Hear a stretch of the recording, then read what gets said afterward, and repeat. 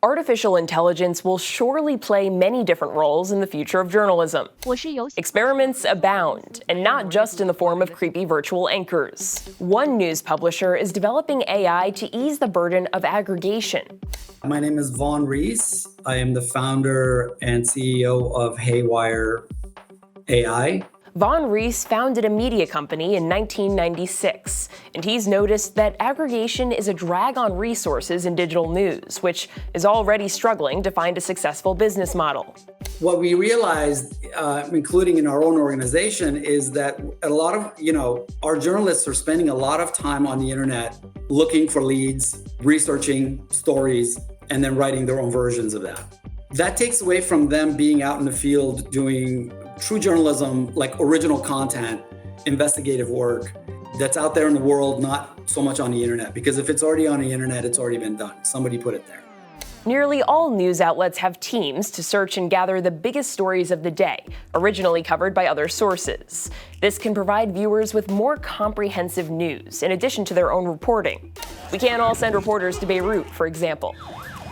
So some aggregation in news is required, but with limited resources that may not leave enough money or people to cover original, more substantive stories, which do cost more to produce. To solve this issue in his own publishing company, Raees founded HeyWire AI, which created a fully autonomous AI news engine.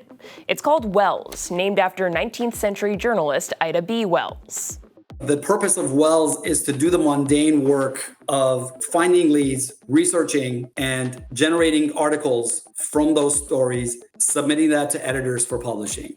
If we allow Wells to take care of that, then journalists can actually be out in the field doing what they're passionate about doing.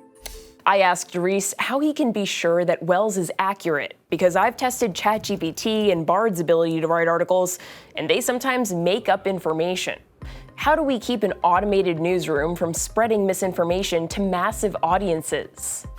Yeah, no, that's a great question. And this is why our patent was 66 pages, because we spend a lot of time creating architecture for multiple redundant systems. So we built our own layers upon layers on top of ChatGPT, or any other language model. No story ever gets sent to an editor unless it's been verified from multiple sources. It is all automated. Wells does all of this, where it rechecks to make sure there's no hallucination going on by verifying with multiple sources every single fact that's in that story. Raees says editors are still a part of the process as another layer of verification. Wells would do most of the work, but it won't publish articles on its own. Our intention is to sort of democratize the use of journalism tools and empower small to medium-sized news organizations, and to enable small organizations like ourselves, like our own publishing company, to be able to compete with the larger organizations on scales that they currently are not available to compete. The loss of BuzzFeed News and Vice Media's bankruptcy show smaller digital outlets continue to struggle competing with legacy media. AI tools like Wells can automate tasks like aggregation, freeing up resources to focus on better reporting. Raees says HeyWire is hoping to launch Wells sometime in mid-2024.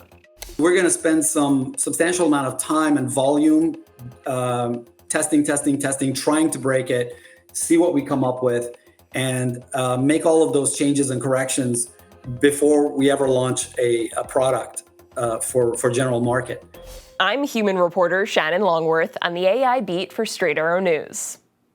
Thanks for watching. In this time of media mistrust, Straight Arrow News is on a mission to bring you unbiased, fact-based reporting.